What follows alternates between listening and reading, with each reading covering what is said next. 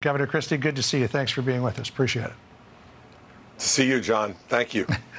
So let me just give you a little bit about what Vivek Ramaswamy said. We played it out last hour, but he said, on Israel, what I said is it would be a mark of success if we ever got to a point in our relationship with Israel, if Israel never needed the United States aid. He says, by the end of my first term, our relationship with Israel will be stronger than it ever has been because I will treat it as a true friendship, not just a transactional relationship.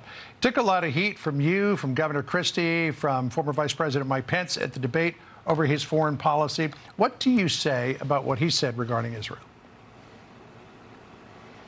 Well, look, it's just the latest thing he said about Israel. What he does, John, is he says something, he gets roundly criticized and practically laughed at over some of the stuff he said, and then he says, I didn't say that. I meant this. This is not the kind of person you want sitting behind the desk in the Oval Office, whether it's on this issue, whether it's on handing Taiwan over to the Chinese in 2028, or whether it's his complete abandonment of Ukraine and security in Eastern Europe. These are all things that I guess Harvard guys talk about in the salons up in Cambridge, but they really have nothing to do with what America needs to do as a leader to protect our values all around the world.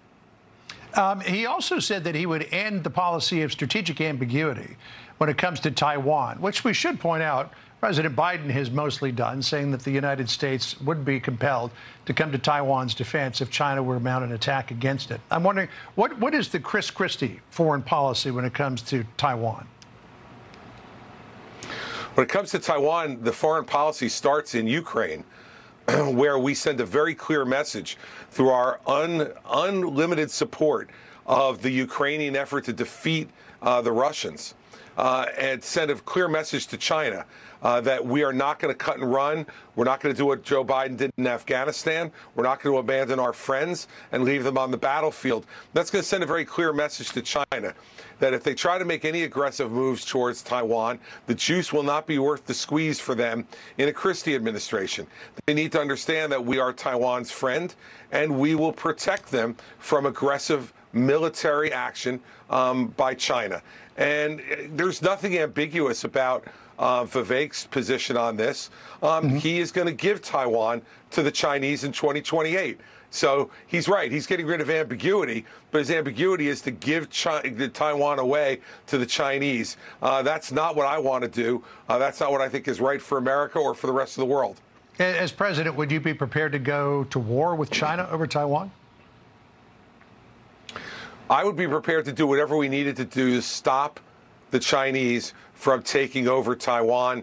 It is not in America's national security interest to have China do that, and we need to make sure we make it very clear through the actions that we take beforehand. Look, we've seen this in Ukraine, John. The weakness shown by Barack Obama in 2014, the ambiguous moves by the Trump administration during their time in office and Joe Biden's awful withdrawal from Afghanistan led to giving the green light to Vladimir Putin to invade Ukraine. We cannot have that same type of American policy towards Taiwan. There needs to be a clear signal sent through the way we support Ukraine and through the way we say we will support Taiwan, and do it with credibility. We need a president who's got experience, who understands how to deliver results. That's what I've done, and what I would do as president on this issue. I want to ask you about former President Trump's court date set for March the 4th on the 2020 campaign issue. Judge Tanya Chutkan, who was an Obama appointee, has said we're going to the courtroom on the 4th of March, a day before Super Tuesday. Supporters of former President Trump are looking at this saying that timeline seems to clearly be designed to interfere with the primary process. What do you say? What interferes with the primary process is Donald Trump's conduct and his insistence on continuing to run for president of the United States, despite the fact that he's been indicted in 4 different jurisdictions and is out on bail in 4 different jurisdictions in this country. Whether you believe the charges are just or not, they are here. And what it's going to do is put the Republican Party in an awful position. Donald Trump is going to court on March 4th. He'll be on trial for anywhere from 6 to 8 weeks. And you know, John, I did this for 7 years. I'm not just theorizing.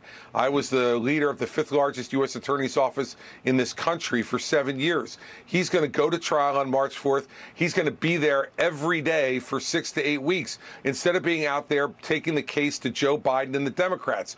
We need a Republican who's actually beaten a Democratic incumbent. Donald Trump's never done that.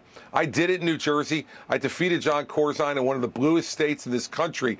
With 1 million more Democrats than Republicans in the state, and getting outspent 3-1, 33 million to 11 million, we won. That's the kind of nominee we need, because we can't have Joe Biden and Kamala Harris for another 4 years. Donald Trump has to stop putting himself in front of our party and in front of the people of this country. And his trial is going to lead to Republicans losing all across this country.